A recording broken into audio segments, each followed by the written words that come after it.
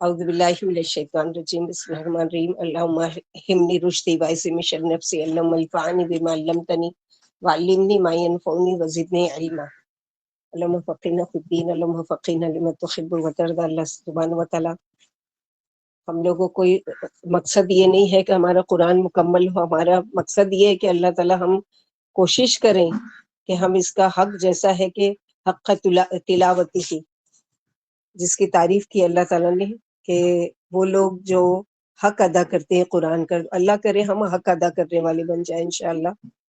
ہم لوگوں نے 12 آیت تک کا کیا تھا سورہ یاسین، لیکن 9 نمبر کی آیت جو ہے وہ چونکہ تفسیر سے ہم لوگوں کو تھوڑا سا لینا تھا، یہ سیرت سے آپ صلی اللہ علیہ وسلم کی، یہ ہجرت کے ٹائم کا واقعہ ہے آپ صلی اللہ علیہ وسلم کا، کہ نبی صلی اللہ علیہ وسلم کو مجبوراً ہجرت کرنی پڑی تھی۔ ایک چیز یاد رکھیے کہ آپ صلی اللہ علیہ وسلم شوق سے نہیں مکہ چھوڑ کر گئے تھے، مگر مجبور کر دیا گیا تھا کہ دارالندوہ میں تمام مشرکین مکہ نے ایک پلان بنایا کہ ہم نے ہر طرح سے نبی صلی اللہ علیہ وسلم کو سمجھا کے تھک گئے، 1 سال آپ ہمارے معبود کی عبادت کرو، 1 سال ہم آپ کے معبود کی عبادت کریں گے، وہ بھی نہیں مانے۔ ہم نے پیسے سے آفر کیا، وہ بھی نہیں مانے۔ ہم نے سب سے خوبصورت اپنے قوم کی لڑکی سے آپ کا نکاح کرنے کی آفر دی، وہ بھی نہیں مانے۔ اپنا سردار چننے کی آفر دی، وہ بھی نہیں مان رہے۔ کوئی صورت اب بچی نہیں ہے سوائے ایک صورت کے۔ وہ صورت کیا ہے کہ اب ان کا کام تمام کر دیا جائے، نعوذ باللہ۔ تو سب لوگوں نے پلان کیا کہیں اونچائی پہاڑ پہ لے جا کر ان کو گرا دیا جائے، ان پر کوئی پتھر وہ کیا، کچھ کچل دیا جائے، کوئی کیا، بہت سارے ان لوگوں نے کیے۔ لیکن ایک جو شیطان کی شکل میں آیا نجد کا سردار بن کر، اس نے کیا مشورہ دیا، اس طرح تو تم بھی مارے جاؤ گے، قصاص ضروری ہے نا، ان کے اس میں بھی قصاص تھا، یعنی جان کا بدلہ، قتل کا بدلہ، تو اس طرح تو تم بھی مارے جاؤ گے، تو کوئی ایسی تدبیر کرو کہ وہی ہے نا، جیسے ہمارے وہاں یہ کہاوت مشہور ہے کہ سانپ بھی مر جائے اور لاٹھی بھی نہ ٹوٹے۔ تو ایسے کوئی وہ کرو، تو میری بات مانو تو سارے ہی قبیلے کے نوجوانوں کو جمع کرو اور سب مل کے یک بارگی ان پر حملہ کر دو، اس طرح ان سے ان کا کام بھی تمام ہو جائے گا، اور تمہارے اوپر کس کس سے بدلہ لیں گے ان کی قوم کے لوگ یا ان کے خاندان والے۔ تو یہ جو تھا وہ مشورہ طے ہوا، اور ان لوگوں نے آپ صلی اللہ علیہ وسلم کا ایک رات گھیراؤ کیا اور کوشش کی، اور یہاں پر اللہ سبحانہ و تعالیٰ نے جبریل علیہ السلام کو بھیج کر آپ صلی اللہ علیہ وسلم کو ان کی سازش کی خبر دے دی کہ اب آپ کو مکے سے مدینہ ہجرت کرنا پڑے گا، اس لیے کہ ان لوگوں نے یہ پلان بنایا ہے کہ آپ کو کیا کریں گے، یعنی وہ آپ کو ختم کرنے کا ارادہ کرتے ہیں۔ اب آپ کو ہجرت کی اجازت دی جاتی ہے کہ آپ ہجرت کیجیے۔ نکلنے کا وقت مقرر ہوا اور قریش کے مکر کو رد کرنے کا پروگرام بتایا گیا۔ چنانچہ فرمایا جس بستر پر آپ سویا کرتے تھے آج کی رات بستر پر نہ سوئیں۔ جبریل علیہ السلام نے کیا فرمایا، جس بستر پر آپ روزانہ سوتے تھے آج کی رات اس بستر پر نہ سوئیں۔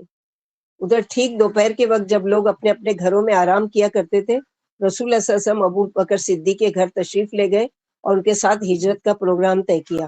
چنانچہ دونوں سواریوں کا سامان نہایت تیزی سے تیار کیا گیا، اور عبداللہ بن اریقز لیثی سے، جو ابھی تک دین قریش ہی پر تھا، یعنی تھا مشرک لیکن آپ صلی اللہ علیہ وسلم کی مدد کرنے کے لیے یہ تیار ہو گیا۔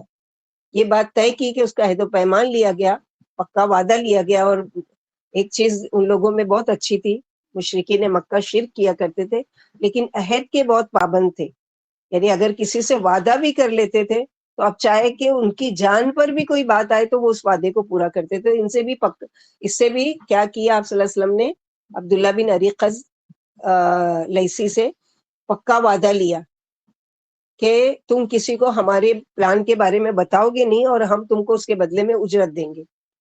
یہ شخص راستوں کا بڑا ماہر تھا، اسے بتایا گیا کہ وہ 3 رات کے بعد جبل سور کے پاس آئے گا۔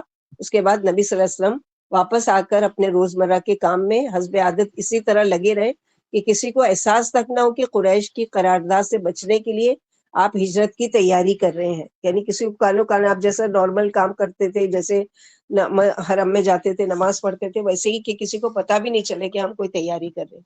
رسول اللہ صلی اللہ علیہ وسلم کی عادت یہ تھی کہ آپ نماز عشاء کے بعد شروع رات میں سو جاتے اور آدھی رات کے بعد گھر سے نکل کر مسجد حرام تشریف لے جاتے اور وہاں تہجد کی نماز پڑھتے.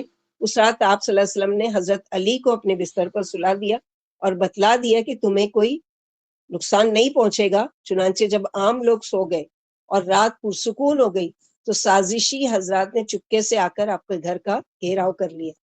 حضرت علی ابن ابی طالب کو آپ صلی اللہ علیہ وسلم کے بستر پر آپ کی سبز حضرمی چادر اوڑھ کر سوئے ہوئے دیکھا تو سمجھا کہ محمد صلی اللہ علیہ وسلم سو رہے ہیں. چنانچہ وہ غرور اور تکبر سے اترانے لگے اور آپ کی گھات میں بیٹھ گئے کہ جب آپ اٹھیں گے اور باہر نکلیں گے تو وہ آپ پر ٹوٹ پڑیں گے. اور یہ اللہ سبحانہ وتعالیٰ کی طرف سے قریش کے مکر کا جواب تھا. جیسے کہ سورہ انفال آیت نمبر 30 میں اللہ تعالیٰ نے فرمایا وَإِذْ يَمْكُرُ بِكَ الَّذِي كَفَرُوا لِيُثْبِتُوكَ أَوْ يَقْتُلُوكَ أَوْ يُخْرِجُوكَ وَيَمْكُرُونَ وَيَمْكُرُ اللَّهُ وَاللَّهُ خَيْرُ الْمَاكِرِينَ. اور جب کفار آپ کے خلاف مکر کر رہے تھے تاکہ آپ کو قید کر لیں یا قتل کر دیں یا نکال باہر کریں، اور وہ داؤں چل رہے تھے اور اللہ بھی ایک تدبیر کر رہے تھے، اور اللہ سب سے بہتر تدبیر کرنے والے ہیں. اب نبی صلی اللہ علیہ وسلم اس حالت میں جبکہ یہ لوگ آپ کا گھر گھیرے ہوئے تھے، ان کے بیچ میں سے باہر تشریف لائے اور یہ آیت تلاوت کرتے ہوئے ان کے سروں پر مٹی ڈالتے ہوئے گزرے. وَجَعَلْنَا مِن بَيْنِ أَيْدِيهِمْ سَدًّا وَمِنْ خَلْفِهِمْ سَدًّا فَأَغْشَيْنَاهُمْ فَهُمْ لَا يُبْصِرُونَ. اور آپ صلی اللہ علیہ وسلم نے مٹی پھینکتے ہوئے کیا کہا وَشَحَّتِ الْوُجُوهُ، ان کے چہرے بگڑ جائیں. اور وَجَعَلْنَا مِن بَيْنِ أَيْدِيهِمْ سَدًّا وَمِنْ خَلْفِهِمْ سَدًّا فَأَغْشَيْنَاهُمْ فَهُمْ لَا يُبْصِرُونَ. ہم نے ان کے آگے رکاوٹ کھڑی کر دی اور ان کے پیچھے رکاوٹ کھڑی کر دی، بس ہم نے انہیں ڈھانک لیا اور وہ دیکھ نہیں رہے تھے. چنانچہ اللہ تعالیٰ نے ان کی نگاہیں پکڑ لی اور وہ آپ کا مطلق احساس نہ کر سکے، یعنی ان کو پتہ ہی نہیں چلا کہ مٹی کس نے ڈالی اور کون یہاں سے گزرا. اس کے بعد آپ ابو بکر صدیق رضی اللہ تعالیٰ کے گھر تشریف لے گئے اور ان کے مکان کی ایک کھڑکی سے نکل کر دونوں حضرات نے یمن کا رخ کیا اور فجر کی پو پھٹنے سے پہلے تقریباً 5 میل فاصلے پر واقع سور نامی پہاڑ کی غار میں جا کر پہنچے. تو یہ ہجرت کا واقعہ. تو اس سے کیا پتہ چلتا ہے کہ جیسے کہ ایک اور کسی نے اپنا واقعہ ذکر کیا تھا کہ ہم لوگوں کو بھی ایسے ہی کسی کا خوف تھا، ڈر تھا کہ ہم پکڑ لیے جائیں گے، اور ہم لوگوں نے یہ سنت پر عمل کیا کہ آپ صلی اللہ علیہ وسلم نے جیسے یہ آیت پڑھ کے نکلے تھے ان کے بیچ میں سے، ان کو خبر ہی نہیں. تو ہمارا ایمان اور ہمارا وہ عمل تو اللہ کے نبی صلی اللہ علیہ وسلم جیسا نہیں ہے، لیکن ہم کو بھی اجازت ہے نا آپ صلی اللہ علیہ وسلم کی سنت پر عمل کرنے کی. لہٰذا ان لوگوں نے بھی یہی چیز پڑھی اور وہ اپنا واقعہ واللہ عالم ان کے ساتھ جو گزرا بتاتے ہیں کہ ہم ان کے بیچ سے ہی ایسے نکل گئے، ان کو پتہ ہی نہیں چلا کہ ہم وہاں موجود تھے. تو ہمارے لیے بھی ایسا کوئی موقع آ جائے اور کوئی دشمن ہے وہ ہماری گھات میں ہے، اور ہم اللہ نہ کرے کہ کبھی کسی کے ساتھ ایسا ہو، لیکن اگر ایسا موقع ہو تو ہر موقع کے مناسبت سے ہم کو ہماری شریعت جو ہے ایک رہنمائی کرتی ہے، ایک ہم لوگوں کو مسئلے سے نکلنے کا حل بتاتی ہے، تو اس کے ذریعے سے ہم یہ کر سکتے ہیں انشاءاللہ. باجی مٹی پھینکے تھے نا ابھی آپ بتائے، مٹی ہاں پہ پڑ مٹی بھی کر پھینکے نا، وشاحت الوجوہ یعنی ان کے چہرے بگڑ جائیں کہتے ہوئے مٹی ڈالی اور یہ آیت پڑھتے ہوئے نکلے. ان کو پتہ ہی نہیں چلا کہ مٹی کس نے ڈالی اور کون سے یہاں سے گزرا یا کیا ہوا، کیونکہ آگے کے جیسے روایت میں کہ اللہ سبحانہ وتعالیٰ نے ان کی نگاہوں کو پکڑ لیا کہ وہ کر ہی نہیں سکے کہ وہ اس طرح سے یعنی آپ صلی اللہ علیہ وسلم کا کچھ بگاڑ سکتے ہیں ان کے بیچ میں سے، ان کے سامنے سے. حالانکہ سوچو کہ پوری ایک قوم کا ہجوم ہوگا نا اس وقت جب آپ صلی اللہ علیہ وسلم وہاں سے نکلے ہوں گے، لیکن کوئی ایک بھی نہیں دیکھ پایا اور آپ صحیح سلامت ان کے بیچ سے نکل کر چلے گئے آیت پڑھتے ہوئے. اور ظاہر ہے کہ جبریل علیہ السلام نے کہا ہوگا کہ آپ یہ آیت پڑھتے ہوئے جائیے اور اللہ سبحانہ وتعالیٰ کی مدد آئے گی. آپا آیت نمبر کون سی ہے؟ آیت نمبر یہ 9 نمبر وَجَعَلْنَا مِن بَيْنِ أَيْدِيهِمْ سَدًّا وَمِنْ خَلْفِهِمْ سَدًّا فَأَغْشَيْنَاهُمْ فَهُمْ لَا يُبْصِرُونَ. سورہ یاسین آیت نمبر 9. جی جزاک اللہ. یہ آیت نمبر 12 تک ہم لوگ پڑھ چکے تھے. آج دیکھیں گے وَاضْرِبْ لَهُم مَثَلًا أَصْحَابَ الْقَرْيَةِ إِذْ جَاءَ الْمُرْسَلُونَ، اور بیان کیجئے ان کے لیے ایک مثال بستی والوں کی، کہ کون سی بستی تھی، کیا تھا. الیہم اثنین، تو اس بستی کے پاس جب رسول آئے بھیجے ہوئے، اذ ارسلنا الیہم اثنین، جب بھیجا ہم نے ان کی طرف دو کو، یعنی دو پیغمبروں کو، دو رسولوں کو بھیجا. فکذبوہما، تو دونوں کو ان لوگوں نے جھٹلا دیا.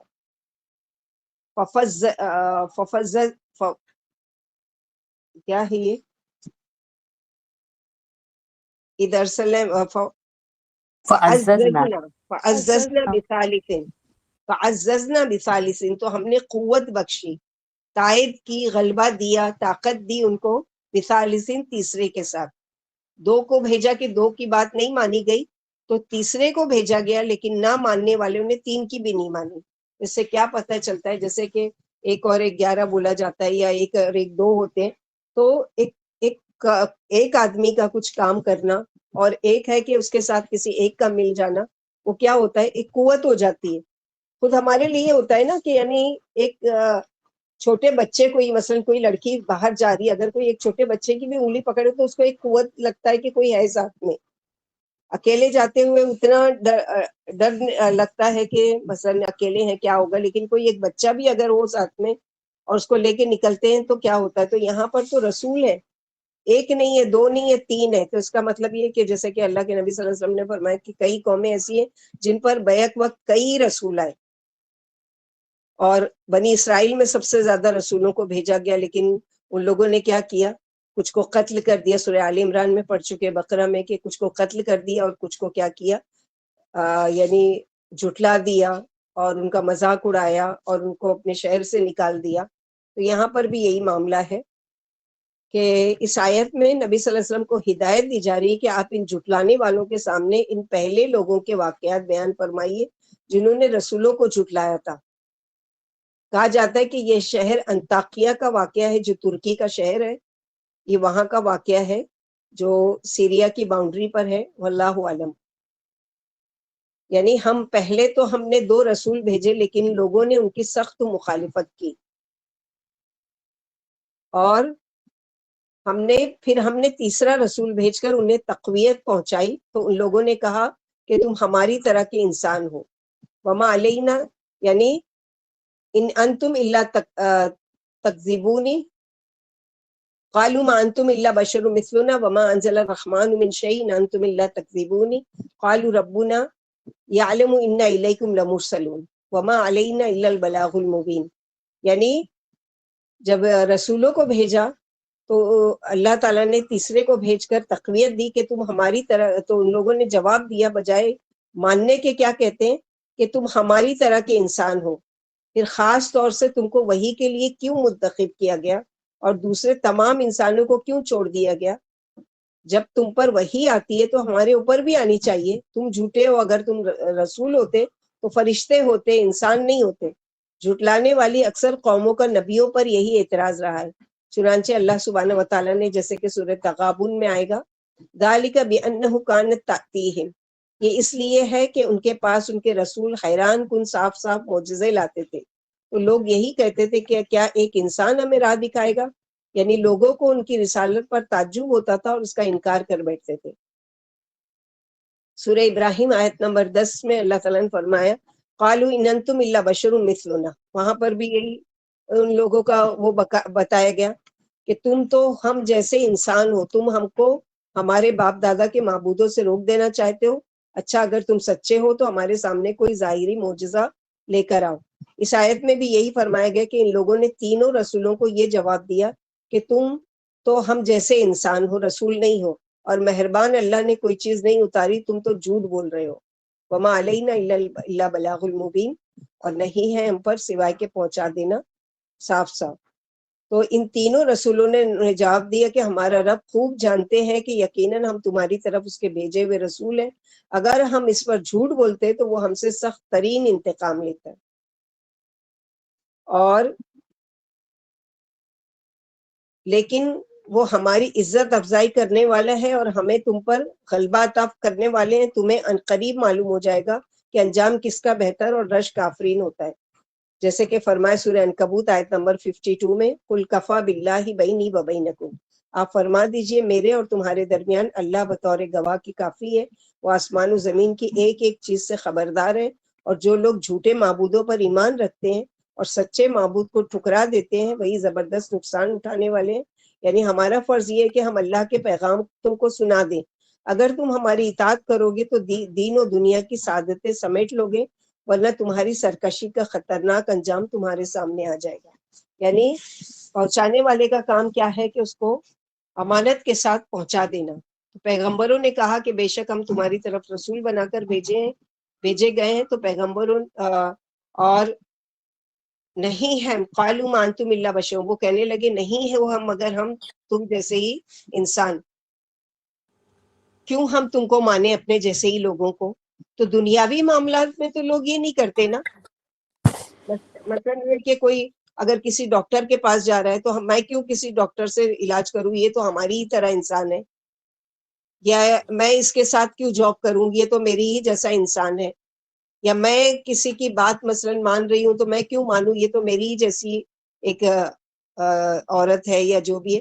دنیاوی معاملے میں ہم لوگ یہ نہیں کرتے. آنکھ بند کر کے ہماری مطلب کی کوئی بات بتا رہا ہے تو ہم آنکھ بند کر کے اس کی بات مان لیتے ہیں. لیکن دین کے معاملے میں ہم کیوں اتنی کوتاہی کرتے ہیں کہ ہم یعنی اللہ کے رسول کی بات ہے تو ہم تو الحمدللہ یہ نہیں کہتے کہ وہ ہماری طرح کے انسان نہیں تھے اس لیے انسان ہی تھے اس لیے ہم نہیں مانیں گے. لیکن آج بھی اس کا انکار کیا جا رہا ہے نا کہ سرے سے ان کو بشر ہی نہیں مانتے.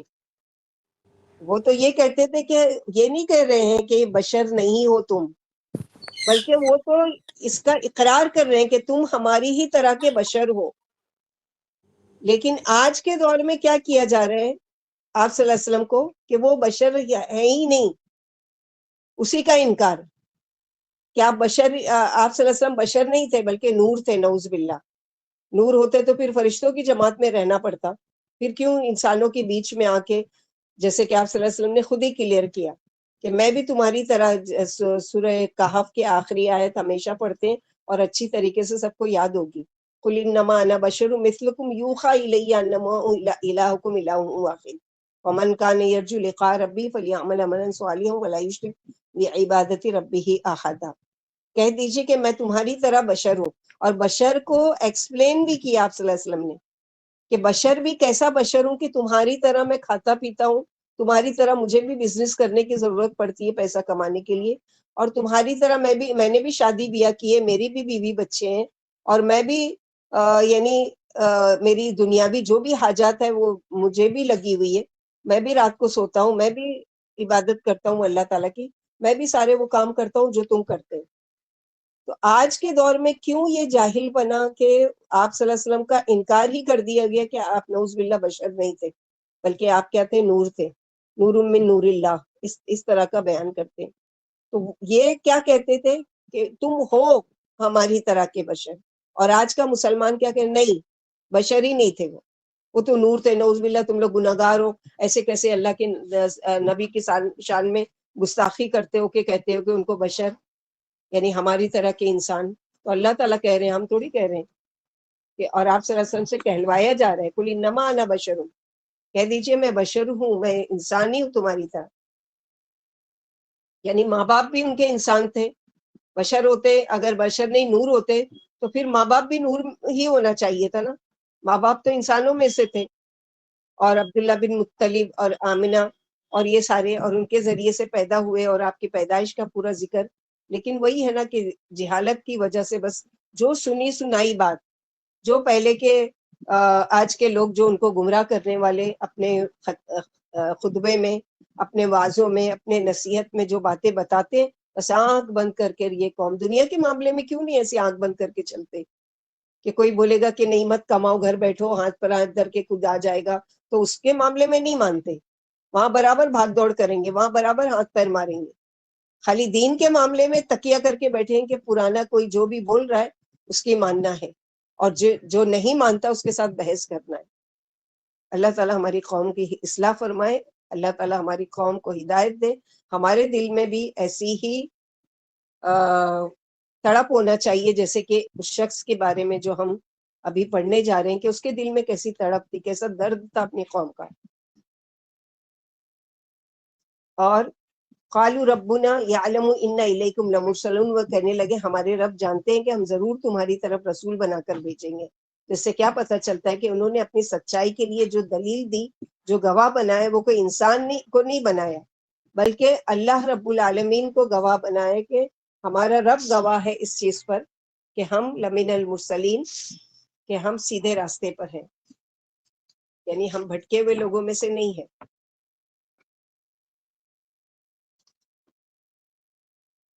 وما انزل قالوا ربنا وما علینا الا البلاغ المبین. ہاں ایک چیز ہماری ذمہ داری ہے کہ ہمارے ذمے کیا ہے کہ پہنچا دینا ہے، ہم پر صاف صاف پیغام پہنچا دینے کے سوا کوئی ذمہ داری نہیں ہے.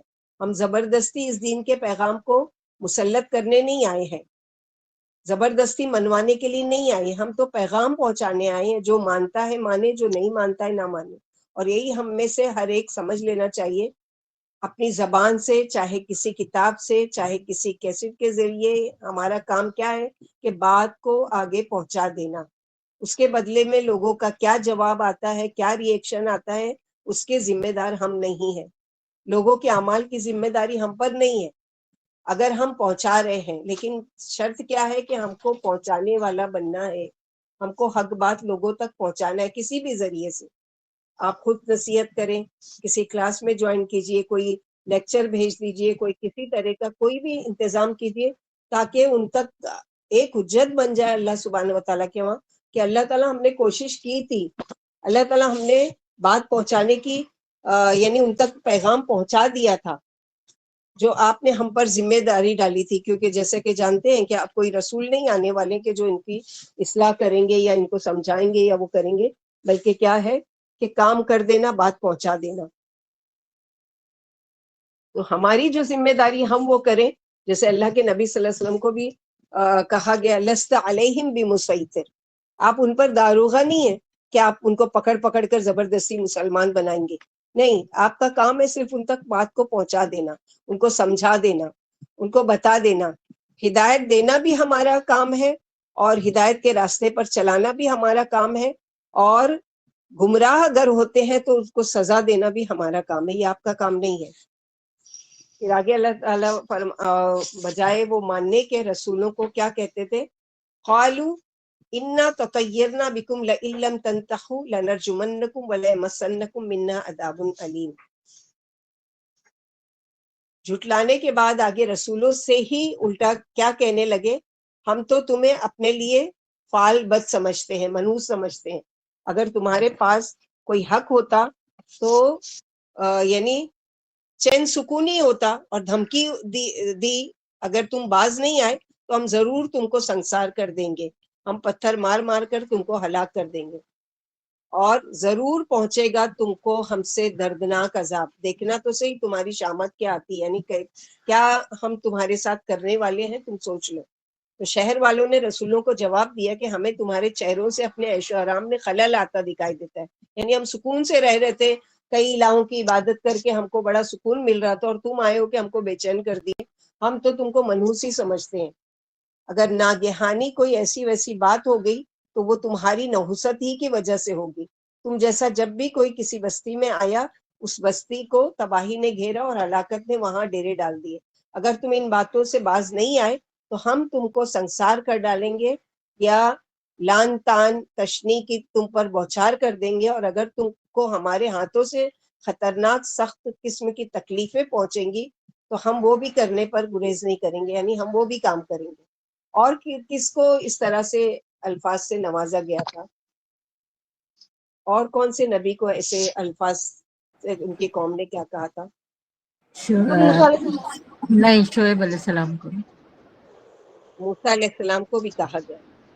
موسیٰ علیہ السلام کو کہا گیا تھا کہ ہم تو تم کو منحوس ہی سمجھتے ہیں کہ تم ہمارے بیچ میں ہو اور تمہاری وجہ سے ہم پر یہ آفتیں آ رہی ہے اور اتنی مصیبتیں آ رہی ہے اور وہ آ رہی ہے. اب یہ بجائے یہ کہ ان سے لڑتے یا جھگڑتے یا ان کو کوئی بحثیں کرتے، خاموشی سے کیا جواب دے رہے ہیں؟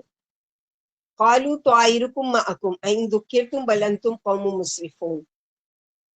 جھٹلانے کے بعد آگے رسولوں سے یہی الٹا کہا جانے لگا، تو بدلے میں پیغمبر کہنے لگے تمہاری فعل بد تو تمہارے اپنے ساتھ لگی ہوئی ہے. یعنی کوئی شخص کسی اور کے لیے منحوس نہیں ہوتا، ہر شخص کی تقدیر اس کے اپنے گردن میں لٹک رہی ہوتی ہے. ہر ایک کا اپنا عمل ہے جو اس کی خوش قسمتی یا بدقسمتی کے لیے بنا رہا ہوتا ہے. یعنی خود غلط کام کرو اور الزام دوسروں پر ٹھہراؤ، یہ کہاں کا انصاف ہے؟ تو رسولوں نے جواب دیا تمہاری نحوست تمہیں پر لوٹا دی جائے گی. چنانچہ فرعونیوں کے بارے میں فرمایا سورہ اعراف آیت نمبر 131 میں، فَإِذَا جَاءَتْهُمُ الْحَسَنَةُ، اگر ان کو آرام پہنچتا تو کہہ دیتے تھے کہ آرام کے تو ہم حقدار ہیں، اور اگر کوئی تکلیف پہنچ جاتی تو موسیٰ علیہ السلام کو ان کے ساتھیوں سے بدفعلی لیتے کہ ان کی وجہ سے ہمیں یہ روز یعنی برا دن دیکھنا پڑ رہا ہے. خبردار ان کی نحوست و بدحالی اللہ ہی کے پاس سے ہے. قوم صالح نے بھی اسی طرح کہا تھا صالح علیہ السلام کو کہ فَطَّيَّرْنَا بِكَ وَبِمَن مَّعَكَ، سورہ نمل آیت نمبر 47. ہم نے تمہیں اور تمہارے ساتھیوں کو منحوس قرار دیا. آپ نے جواب دیا کہ تمہاری نحوست اللہ کے پاس سے ہے. یعنی جو بھی کوئی کام کرتا ہے اس کی وجہ سے اللہ تعالیٰ کی اس میں پکڑ ہوتی ہے اس کی. اب وہ کسی اور انسان کو بلیم کرے کہ تمہاری وجہ سے میرے اوپر یہ مصیبت آئی، تو یہ دراصل اس کو یہ جاہل پنا ہے. کیونکہ جیسے کہا گیا ہے نا کہ تمہاری نحوست جو ہے تمہاری وجہ سے تمہارے گردنوں میں لٹکا دی گئی. یعنی تم جو بھی عمل کرتے ہو اس کی وجہ سے تم سزا پاتے ہو. کسی کے ہونے یا نہ ہونے کی وجہ سے منحوس نہیں ہوتا. اور یہ منحوس جاننا کسی انسان کو، کسی دن کو، کسی مہینے کو، کسی سال کو، یہ ہمارے اسلام میں نہیں ہے. اللہ کے نبی صلی اللہ علیہ وسلم کیا دعا کیا کرتے تھے؟ آپ کے پچھلے ایگزام کے پیپر میں یہ کوشچن تھا، اللہم لا طیرا لا طیرکا لا خیر ولا خیرکا ولا الہ غیرک. ہاں، اللہم لا طیر الا طیرک. اللہ تعالیٰ کوئی نحوست نہیں ہے مگر یہ کہ جو آپ کی طرف سے طیر یعنی جو بھی لکھا ہوا ہے، ولا خیر الا خیرک، اور نہ ہی کوئی خیر ہے سوائے کہ آپ کی طرف سے جو خیر ہے، ولا الہ غیرک، اور نہیں ہے کوئی الہ مگر آپ کے علاوہ، غیرک آپ کے علاوہ. تو یہ چیز ہے، اگر کوئی چیز کسی کو لگ رہی ہے کہ اس طرح ہے تو وہ اپنے آپ کو یاد دلائے کہ نہیں، منحوسیت کوئی چیز نہیں ہوتی ہے. پورا دن منحوس ہے، پورا کی شکل دیکھ لیے تو آج دن خراب گزرا، اور یہ سب یہ یاد رکھے کہ یہ سارے عقیدہ رکھنے والے کیسے ہیں کہ 70,000 قسم کے لوگ جو جہنم میں جائیں گے ان میں پھر ان کا شمار نہیں ہوگا، کہ جو یہ اس طرح کا شگون لیتے ہیں. پورا دن منحوس تھا، آج کچھ دھندا نہیں ہوا، پتہ نہیں کس کا منہ دیکھ لیا، آج کوئی کام نہیں ہو رہا ہے، فلاں کام ہونے والا تھا، اس کے بولنے کی اور اس کے دیکھنے کی وجہ سے بگڑ گیا. یہ ساری منحوسیت اور یہ ساری نحوست یہ ہمارے اپنے اس کی وجہ سے ہوتی ہے، یا اللہ سبحانہ و تعالیٰ کی طرف سے وہ خیر یا شر لکھی ہوئی ہوتی ہے. اور اللہ کی طرف سے جو شر ہوتی ہے اس میں بھی خیر ہوتا ہے. یعنی اللہ تعالیٰ کسی کے ساتھ نہیں ہے کہ ناراض ہو کے اس کو وہ کرتے ہیں، بلکہ اس میں بھی اس کے لیے خیر ہوتا ہے. تو یہاں پر اللہ سبحانہ و تعالیٰ نے ان کے ذریعے جواب دیا کہ قالوا طائرکم معکم ان ذکرتم بل انتم قوم مسرفون. بلکہ حالت تو یہ ہے کہ تم فرمایا کہ اس لیے کہ ہم نے تمہیں نصیحت کر دی اور اللہ کی توحید و خالص عبادت کی دعوت دے دی، اس کا بدلہ یہی افسوسناک باتیں ہیں اور یہی ڈراوے اور دھمکیاں ہیں. اگر ہم تمہیں سمجھاتے ہیں تو تم ہمیں منحوس سمجھتے ہو. بڑی بے انصافی کی بات ہے کہ تم لوگ اللہ کی حدوں سے آگے بڑھ رہے ہو اور بے انصافی پر اتر آئے ہو. یعنی اسراف کر رہے ہو. اسراف کرنا کیا ہے؟ کہ کوئی بھی چیز کے لیے حد سے آگے بڑھ جانا. یعنی کوئی چیز کا کوئی دلیل نہیں ہے اور اپنی مرضی سے اس کا وہ کرنا. تو یہ باتیں، یہ الزام اس لیے دے رہے ہو کہ تم نصیحتیں کی گئی تم پر، اگر تم کو کچھ کہا نہ جاتا تو اس تلخ باتیں ہم سے کبھی نہ کرتے. یعنی اگر ہم تم کو کچھ بولتے ہی نہیں تو ہم بہت اچھے ہوتے تمہارے لیے. جیسے کہ آپ صلی اللہ علیہ وسلم کے لیے 40 سال تک آپ ان کے بیچ میں رہے، اور جب ان سے پوچھا جاتا ہے کہ آپ کیسے ہیں تو کہتے تھے کہ ہم نے تو ان سے زیادہ سچا اور امانت دار کسی کو نہیں پایا. اور جب آپ ایک اللہ کی عبادت کی دعوت دیتے ہیں تو کیا کہتے ہیں کہ آپ ہم میں سب سے برے انسان ہیں. آپ کے جیسا تو کوئی ہم نے پایا ہی نہیں ہے کہ جو اپنی قوم کا خیر خواہ نہ ہو، اور جو بھی ہے یہ وہی ہے. ادھر ہم تو تمہاری خیر خواہی چاہتے ہیں، نصیحت کر رہے ہیں، اور تم ہمارے ساتھ یہ کر رہے ہو، اس لیے کر رہے ہو کہ ہمیں بدنام کر دو تاکہ کوئی ہماری بات نہ مانے.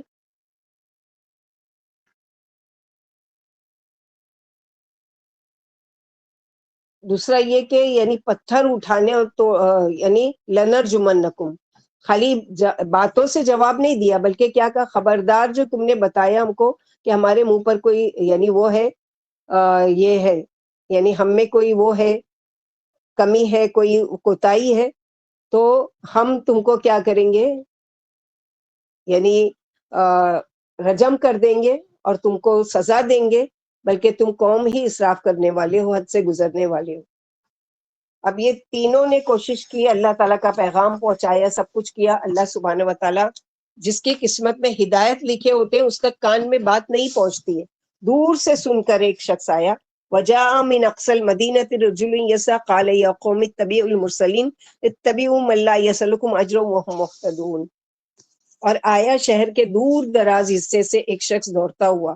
جب پوری قوم رسولوں کے ساتھ ایسے برے سلوک کر رہے تھے تو اتنے میں دور سے ایک شخص آیا اس قوم کا، اور کیا کہا اپنی قوم کو، کیونکہ اسی قوم کا، یعنی یہ جو جھٹلا رہے تھے کہ تم آئے ہو اور تم یعنی بشری ہو ہماری طرح، تو اب تمہاری قوم کا ایک آدمی تم کو نصیحت کر رہا ہے. قال یا قومی، اے میری قوم، رسولوں کی پیروی کرو، رسولوں کی بات مان لو. اتبعوا من لا یسألکم اجرا، پیروی کرو ان کی جو تم سے کوئی اجر نہیں مانگ رہے ہیں، تم سے کسی صلے کی توقع نہیں رکھتے، تم سے کوئی فائدہ نہیں اٹھانا چاہتے، اور وہ ہدایت یافتہ بھی ہیں، بے غرض بھی ہیں، ہدایت کے راستے پر رہ کر حق کو جانتے بھی ہیں، پہچانتے بھی ہیں، اور خود بھی اس پر عمل کر رہے ہیں. پوری بستی، پوری قوم میں ایک شخص ایمان لایا. سے یہی پتہ چلتا ہے نا کہ اللہ سبحانہ و تعالیٰ نے کیا کہا کہ انطاکیہ والوں نے ان تینوں رسولوں کو قتل کر ڈالنے کا ارادہ کر لیا.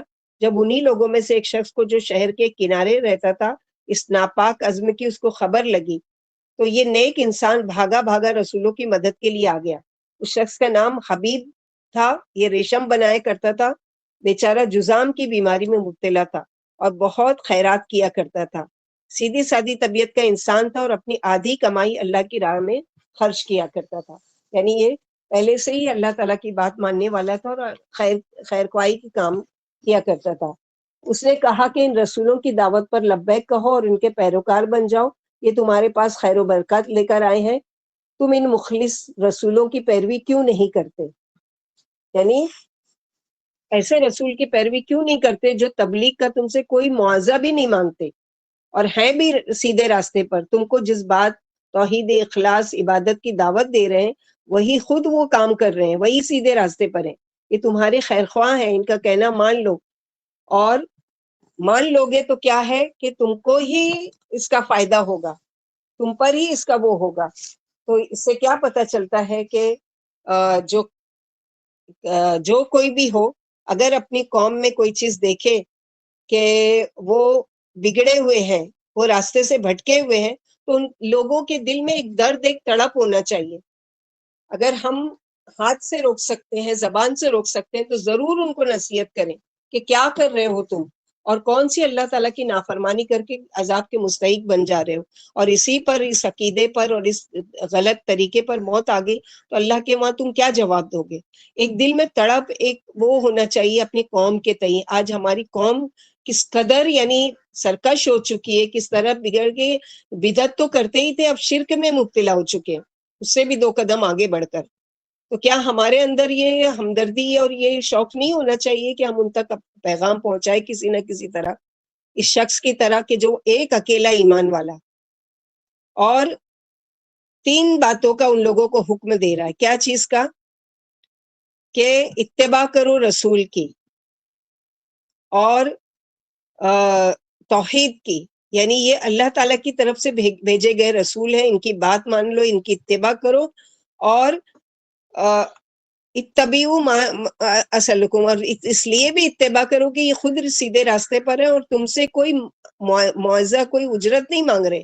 اس کے بدلے میں دنیاوی کوئی تمہارے سے سوال نہیں کر رہے کہ آپ مجھے بڑا مان لو یا مجھے میری مالی مدد کرو یا کچھ کرو، نہیں، کچھ بھی نہیں.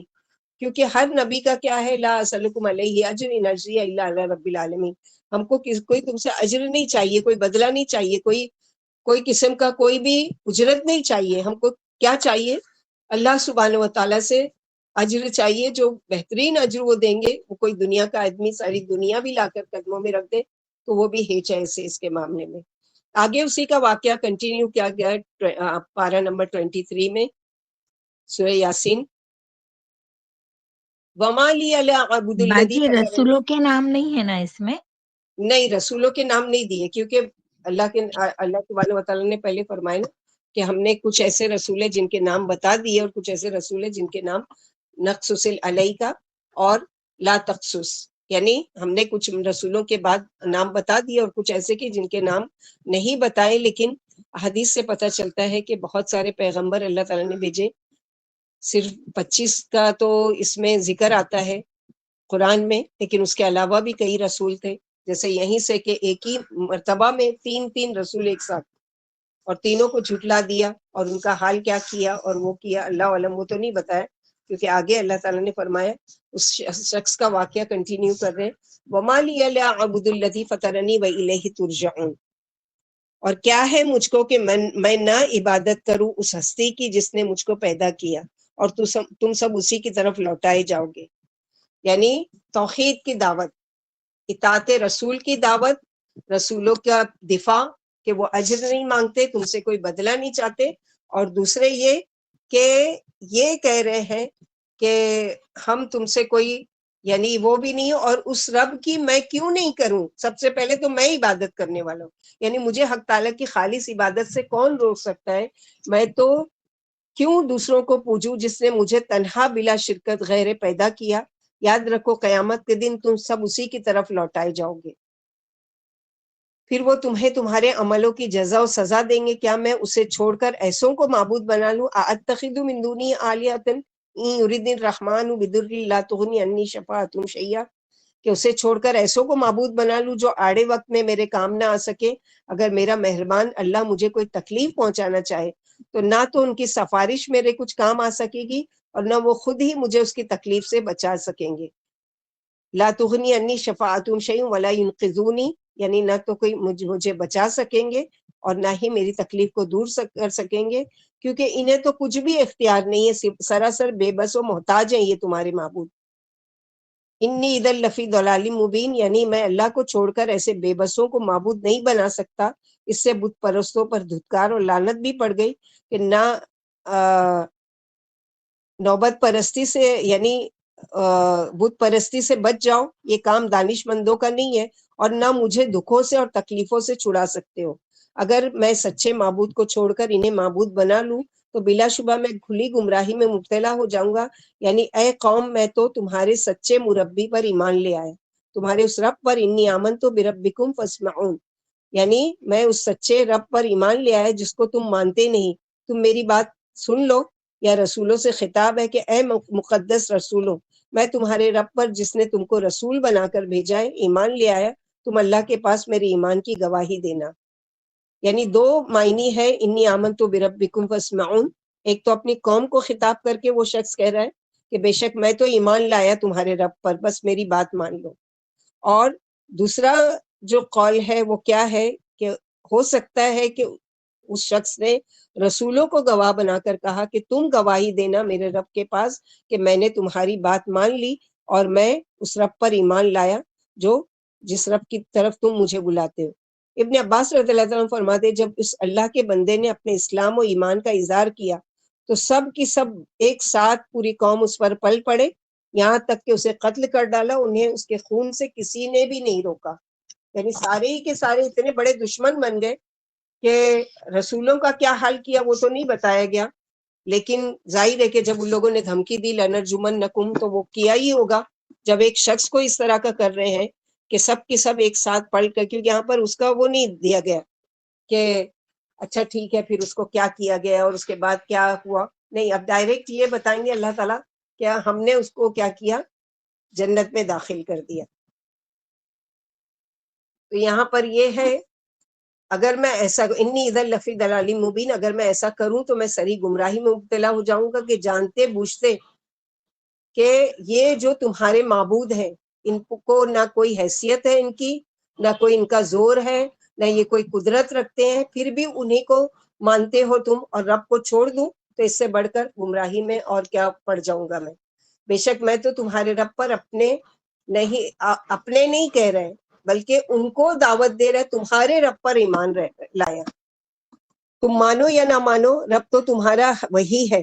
تو بات سنو میری، یہ جو قول ہے رجل مومن کی، یعنی کتنی زبردست بات کی اس نے اپنی قوم سے، اور اس میں تبلیغ کی زبردست حکمت ہے. نمبر ایک، پہلی بات رسولوں کے حق میں ایک دلیل کے طور پر کہہ رہا ہے، کیونکہ جو تبلیغ کر رہا ہے تو اس کی نیت بھی اچھی ہونا چاہیے اور دلیل کے ساتھ بھی ہو. پیغمبر کے سچا ہونے کی کیا دلیل ہے؟ کہ وہ اجر سے بے پرواہ ہوتے ہیں، صلے سے بے پرواہ ہوتے ہیں، دنیاوی مفادات کا کوئی لالچ اور غرض نہیں رکھتے. ہم سب اپنی نیتوں کو ٹٹولیں اس وقت کہ ہم کسی کو اس لیے دین کی بات تو نہیں بتاتے کہ بدلے میں میرا دنیا کا فلاں کام ہو جائے گا. یا دوسری بات یہ کہ دوسروں کو اللہ کے راستے کی طرف بلانے سے پہلے ہم خود اس راستے کو جانتے ہوں اور اس پر عمل کرتے ہوں. یعنی جو چیز ہم کو نالج ہوگی اس چیز کی طرف ہم لوگوں کو بلائیں گے نا. اگر ہم کو یہ پتہ نہیں ہے کہ شرک کیا ہے، بدعت کیا ہے، اور رسول کی اطاعت کرنا کس کو کہتے ہیں، ایک اللہ کو ماننا کس کو کہتے ہیں، جب ہم کو ہی اس کا نالج نہیں ہوگا تو ہم کیسے دوسروں تک وہ بات پہنچائیں گے. تو بہتر یہ ہے کہ ہم پہلے علم حاصل کریں.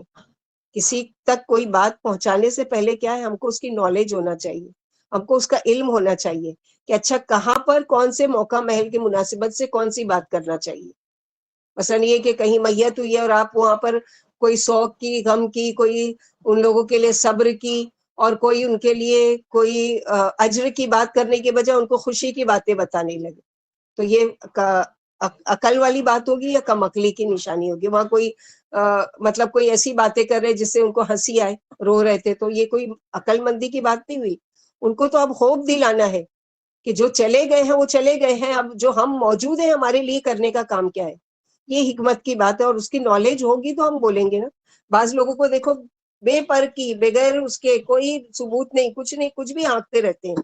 تو ہم جو جیسے ہم لوگ دعا کرتے ہیں نا وجعلنا ھداۃ مہتدین، تو یہاں پر بھی مہتدون کی مثال دی گئی ہے کہ وہ کیسے ہوتے ہیں مہتدون، یعنی جو اللہ تعالیٰ کی طرف بلانے والے. مہتدون میں سب باتیں آ جاتی ہیں، علم ہو سیدھے راستے پر چلنے کا، عمل سیدھے راستے کا، اور منزل کا بھی پتہ ہو کہ مجھے کون سی صحیح منزل تک پہنچنا ہے، اور وہ منزل اللہ کی رضا ہے کہ اس کو خوش کرنا ہے، اس کے کام کے لیے اسے شکرانے کے طور پر یہ حق پر ہونے کے دلائل ہیں.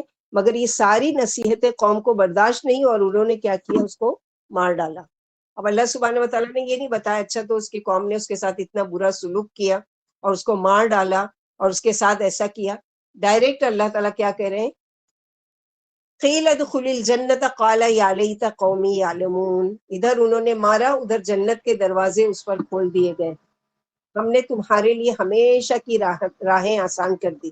کہتے ہیں نا کہ شہید کا پہلا قطرہ زمین پر جب گرتا ہے تو اس کے لیے جنت کا تمام راستہ کیا کرتے ہیں اللہ تعالیٰ، سارے راستے اس کے لیے کھل جاتے ہیں اور جنت کی نعمتیں اس کے سامنے پیش کر دی جاتی ہیں. جو ہی جنت کا نظارہ دیکھا پھر خیال آیا اپنی قوم کا. یعنی کتنا قوم کا خیر خواہ انسان ہے یہ، کہ چاہیے تو یہ تھا کہ لوگوں نے اتنی بری طریقے سے اس کا حال برا کر دیا تو اس کے ساتھ برا سلوک کرتا، اس کے بعد مرنے کے بعد بھی. اور اللہ سبحانہ و تعالیٰ ہے نا، جیسے اس سے پہلے پڑھ چکے نا کہ آپ قبروں والوں کو نہیں سنا سکتے، تو اللہ سبحانہ و تعالیٰ بھی ہم کو بتا رہے ہیں کہ جو اس کا قول تھا جنت میں جانے کے بعد، ورنہ ہم کو کہاں سے پتہ چلتا. اور اللہ سبحانہ و تعالیٰ نہ صرف بتا رہے ہیں بلکہ قیامت تک کے لیے قرآن میں اس کا قول جو ہے وہ محفوظ کر دیا گیا. ابن مسعود رضی اللہ عنہ فرماتے لوگوں نے اس کو ان کو یعنی اس شخص کو اس قدر پیروں تلے روندا کہ ان کی مقد سے اتڑیاں بھی باہر آ گئی، یعنی پیٹ سے جو اتڑیاں تھی وہ باہر آ گئی. اللہ نے ان سے فرمایا جنت میں چلے جاؤ، چنانچہ وہ جنت میں چلے گئے. وہاں انہیں روزی پہنچائی جاتی ہے. حق تعالیٰ نے ان سے دنیا کے درد، دکھ اور غم و رنج دور فرما دیے. چونکہ حبیب نجار شہید کر دیے گئے تھے اس لیے ان پر جنت واجب ہو گئی. یعنی شہادت کی موت نہ کہ بہت ساری چیزیں ہیں نا شہادت کی، جو اللہ کے راستے میں نکلا اور اس کو موت آ گئی، اس کے لیے بھی شہادت ہے. جو اپنے مال کو بچاتے ہوئے یا اپنے اہل و عیال کو بچاتے ہوئے اس کو موت آ گئی، وہ بھی شہادت ہے. جو اللہ کے دین کے لیے لڑ رہا ہو اور اس کے بدلے میں اس کو قتل کر دیا جائے، مار دیا جائے، تو اس کے لیے بھی شہادت ہے. تو یہ شہادت کا درجہ دیا جا رہا ہے کہ کہا گیا ہے کہ داخل ہو جاؤ جنت میں، اور جنت میں جاتے ہی نعمتیں دیکھ کر نہیں اپنی قوم کو وہ شخص بھول گئے، بلکہ کیا کہہ رہے ہیں کہ یا لیتا، اے کاش کہ میری قوم جانتی ہوتی. یعنی مجھے اللہ تعالیٰ نے جو بدلہ دیا ہے، اے کاش کہ میری قوم جانتی ہوتی. یہ ہے تبلیغ کا، مبلغ کا اخلاص اور خیر خواہی. مارنے والوں کے لیے بھی حسرت اور خیر خواہی، کاش کہ وہ جان لیتے. جیسے نبی صلی اللہ علیہ وسلم کا طائف والوں کے بارے میں تھا کہ اس قدر زخمی کر دیا کہ آپ صلی اللہ علیہ وسلم کو لہو لہان کر دیا گیا. یعنی آپ کے جو جوتے مبارک تھے وہ بھی خون میں لت پت ہو گئے. اس کے باوجود بھی اللہ تعالیٰ نے کیا کیا کہ فرشتے کو بھیجا، پہاڑ کے فرشتے کے، آپ حکم دیجئے کہ دونوں وادیوں کو ہم ملا دیں تاکہ یہ اس میں پس کر رہ جائیں. تو آپ صلی اللہ علیہ وسلم نے کیا کہا کہ نہیں، ہو سکتا ہے کہ ان کی قوم میں سے کوئی اللہ پر ایمان لائے. تو اگر اس وقت بد دعا کی تو طائف کے پورے کی پوری بستی ہلاک کر دی جاتی، اور اللہ کے حکم سے اللہ تعالیٰ نہ چاہتے تو وہاں کوئی پیدا ہی نہیں ہوتا، یا پیدا ہی ہوتے تو اس نفرت کے ساتھ کہ ہاں ایک رسول یہاں پر آیا تھا اور اس نے بد دعا دی تھی ہماری قوم کو، اور اس طرح سے ہماری قوم کی ہلاکت ہو گئی تھی، تو نفرت ہی رہتی نا. لیکن اللہ کے نبی صلی اللہ علیہ وسلم کو اللہ تعالیٰ نے کتنی زبردست حکمت دی تھی کہ انہوں نے کیا کی کہ نہیں، ہو سکتا ہے کہ ان میں سے کوئی اللہ کا نام لینے والا ہو. تو یہ بھی خیر خواہ کہ جب انہوں نے ثواب دیکھا تو یہ آرزو فرمائی کاش میری قوم کو بھی ان نعمتوں کا علم ہو جاتا. مجھے میرے رب نے بخش دیا اور مجھے عزت والوں میں شامل کر دیا. زندگی میں بھی قوم کی خیر خواہی کی اور مرنے کے بعد بھی. میں دنیا میں اپنے رب پر ایمان لایا تھا اور اس کے رسولوں کی تصدیق کی تھی، اس کا مجھے آخرت میں یہ بدلہ ملا کہ میں کیسے جلیل الشان انعامات و اعزازات سے نوازا جا رہا ہوں. کاش میری قوم کو ایمان و تصدیق کے یہ نتائج معلوم ہو جاتے. اگر انہیں یہ ثواب بے کرا، یہ اجر غیر منقطع اور یہ دائمی نعمتیں معلوم ہو جاتی تو شاید وہ بھی رسولوں کے پیروکار بن جاتے. اللہ ان پر رحم فرمائے اور ان سے راضی ہو جائے. آپ دل سے قوم کی ہدایت کے خواستگار تھے، یعنی دل سے چاہتے تھے کہ کاش کہ میری قوم جان لیتی کہ اللہ تعالیٰ نے مجھے کیسا عزت کا مقام دیا، کس وجہ سے میرے رب نے مجھے بخش دیا. میری ساری پچھلی زندگی کی غلطیاں کوتاہیاں معاف کر دی گئی اس سچے ایمان کی وجہ سے. ایمان لاتے ہی سارا پچھلا حساب صاف کر دیا گیا.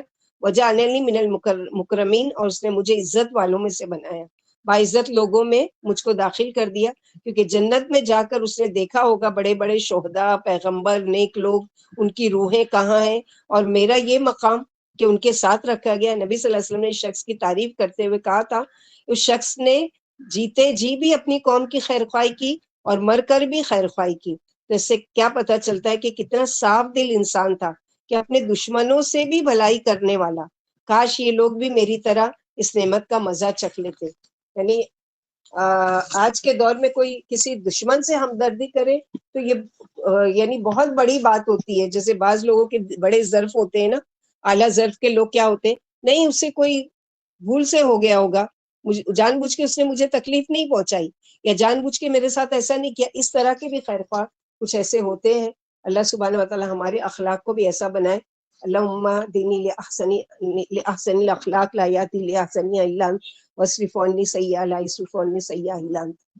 آگے اللہ تعالیٰ فرماتے وما انزلنا علی قوم من بعد من جند من السماء وما كنا منزلین.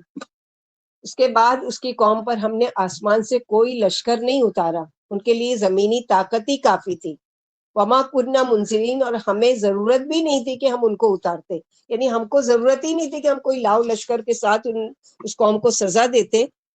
بلکہ کیا ہے، یعنی جب ان بدبختوں نے اس اللہ کے ولی کو قتل کر دیا تو حق تعالیٰ کا ان پر غصہ بھڑک اٹھا اور اس نے ان کی قوم سے انتقام لیا، کیونکہ انہوں نے رسولوں کو بھی جھٹلایا، اس اللہ کے ولی کو شہید کر ڈالا. حق تعالیٰ نے ان پر آسمان سے فرشتہ نہیں اتارے کہ انہیں آ کر تباہ کر دیتے، اور نہ اسے کسی کو تباہ کرنے کے لیے آسمانی لشکر کے اتارنے کی ضرورت ہے، بلکہ اس کا تو حکم ہی کافی ہے. یعنی اللہ سبحانہ و تعالیٰ ایک حکم دے رہے ہیں اور آگے کی آیت میں ان کا انجام بتایا جا رہا ہے کہ کس طرح سے اللہ کے ایک حکم سے ان کا کام تمام کر دیا گیا. ان کانت الا صیحۃ واحدہ فاذا هم خامدون.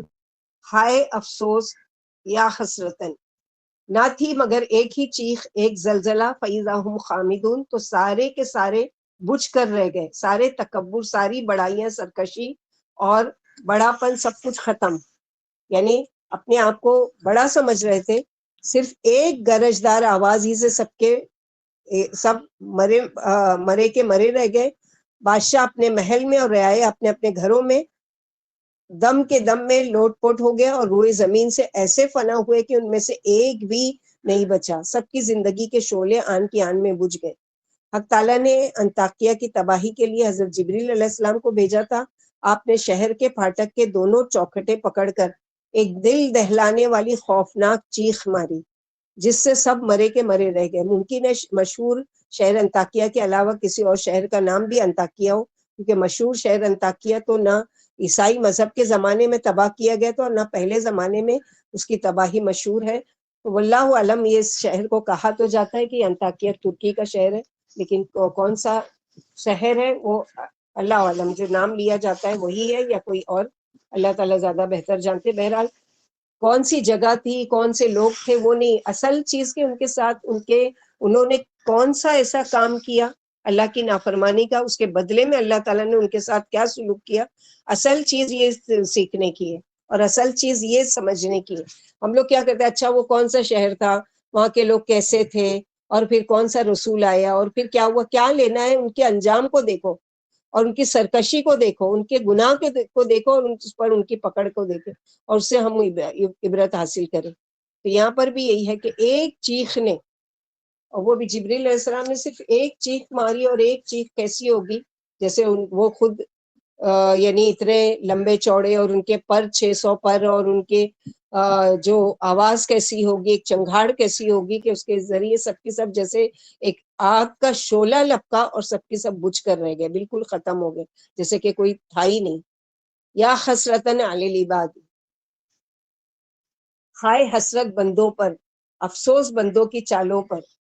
ما یاتی من رسول الا کانوا بہ یستہزئون، نہیں آتا ان کے پاس کوئی رسول، نہیں آیا ان کے پاس کوئی رسول مگر وہ اسی کا مذاق اڑاتے رہے. ہر رسول کے ساتھ انہوں نے یہی کیا، حق بات کرنے والے کے پیچھے ہی پڑ گئے. جیسے کہ مکی سورہ ہے اور اللہ کے نبی صلی اللہ علیہ وسلم مکہ والوں کو بتا رہے ہیں ان کے انجام سے، ان کے بارے میں کہ دیکھو آج تم جو اپنے رسول کو جھٹلا رہے ہو، تو اس سے پہلے کے لوگوں نے جو رسولوں کو جھٹلایا تو ان کا کیا انجام ہوا. یعنی لوگوں کے لیے خرابی ہے، اور ان پر جس قدر بھی افسوس کیا جائے کم ہے. قیامت کے دن یہ خود حسرت و افسوس کریں گے، ہائے ہم نے اللہ کے حکم کیوں ضائع کیے اور اللہ کے دین پر عمل کرنے والے میں کیوں کمی کی. عذاب کا مشاہدہ کر کے کس کس طرح پچھتائیں گے اور پشیمان ہوں گے. ہائے انہوں نے اللہ کے رسولوں کو کیوں جھٹلایا تھا، کیوں اللہ کے حکم کی نافرمانی کی تھی. دنیا میں ان کا یہ حال تھا کہ جو بھی اللہ کا رسول ان کے پاس آیا اسی کا انہوں نے مذاق اڑایا اور اسے جھٹلایا، اور اس کے پاس والے حق کو ٹھکرایا اور ہر طرح سے ان کی توہین کی اور دل کھول کر انہیں ستایا. اللہ سبحانہ و تعالیٰ نے بھی ان کے ساتھ کیا انجام کیا کہ الم یروا کم اہلکنا قبلہم من القرون انہم الیہم لا یرجعون. کیا انہوں نے دیکھا نہیں کتنی ہی ہلاک کر دی ہم نے ان سے پہلے بستیاں، کئی امتیں، بے شک یہ ان کی طرف پلٹ کر نہیں آئیں گے. ان سے پہلے کیسی کیسی قومیں گزری ہیں، انہی کو واپس نہ آیا کوئی، اور یہ نہ پوچھنے آیا کہ ہم پر عذاب کیوں آیا اور ہمارے سارے کارنامے کدھر گئے. یعنی ہم نے کیا کیا تھا جس کی وجہ سے ہم پر عذاب ہے، وہ بھی پوچھنے کے لیے کوئی نہیں آ سکا، کیونکہ اللہ تعالیٰ نے ان کو کوئی مہلت ہی نہیں دی. انہوں نے دنیا میں یہ سوچنے کی زحمت ہی گوارا نہیں کی کہ اللہ نے جو پہلی قوموں کو، جو رسولوں کو جھٹلانے والی تھی، کیوں تباہ کیا. اگر وہ ان قوموں کی تباہی سے سبق حاصل کر لیتے تو آج پچھتاتے نہیں اور کفِ افسوس نہیں ملنا پڑتا. اللہ نے جھٹلانے والوں کو کس کس انداز سے تباہ و برباد کیا، اس کا انجام ان لوگوں کے اس میں بتایا جا رہا ہے کہ کوئی بھی نہیں. وَإِن كُلٌّ لَمَّا جَمِيعٌ لَدَيْنَا مُحْضَرُونَ، اور جتنے بھی تھے اور ان سب کے سب کو ہمارے سامنے ایک روز حاضر کیا جائے گا، اور سب کے سب قیامت کے دن اٹھیں گے. دنیا میں تو کوئی پلٹ کر نہیں آ سکتا, وہاں آئیں گے, سب کو حاضر کیا جائے گا اور سب سے پھر حساب لیا جائے گا کہ تم کیا کیا کرتے تھے. لما حسبنا حساب یسیر ہے, رب جب ہم اللہ کے سامنے حاضر ہو تو اللہ سبحانہ و تعالیٰ ہم سے آسانی کا معاملہ کرے. پھر فرمائی دنیا میں لوٹ کر آنے کی بار بار تمنا کریں گے مگر واپس نہ بھیجے جائیں گے, یعنی مرنے کے بعد انسان پھر دنیا میں لوٹ کر نہیں آتا. یہ جو جاہلوں نے گمان کر رکھا ہے, ان ہی الا حیاتنا الدنیا, سورہ مومنون آیت نمبر 37, کہ زندگی بعد الموت اور قیامت کچھ نہیں, صرف یہی دنیاوی زندگی ہے.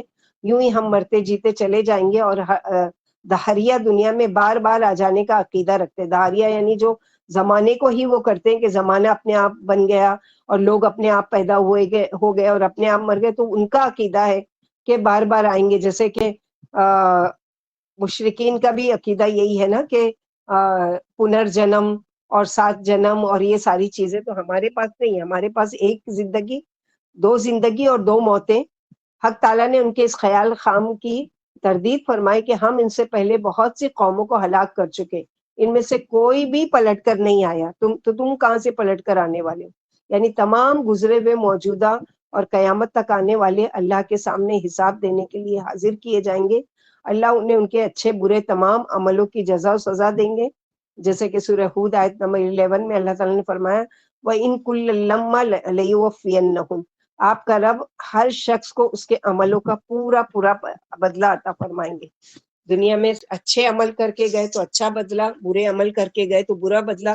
آج دنیا میں بھی یہی معاملہ ہے نا کہ دنیا میں اگر کوئی کسی کے ساتھ برا کرتا ہے تو بہت کم ایسے اچھے اخلاق والے ہیں کہ جو ان کے ساتھ اچھا سلوک کرے. جیسے اس شخص کا پوری کی پوری قوم نے مار ڈالا لیکن اس کے باوجود بھی قوم کے ساتھ خیر خواہی اور بھلائی. تو بہت کم ایسے اچھا اخلاق کے لوگ ہیں. حالانکہ دراصل یہی اچھے اخلاق کی نشانی ہے کہ کوئی تمہارے ساتھ برا کرے تم اس کے ساتھ اچھا سلوک کرو.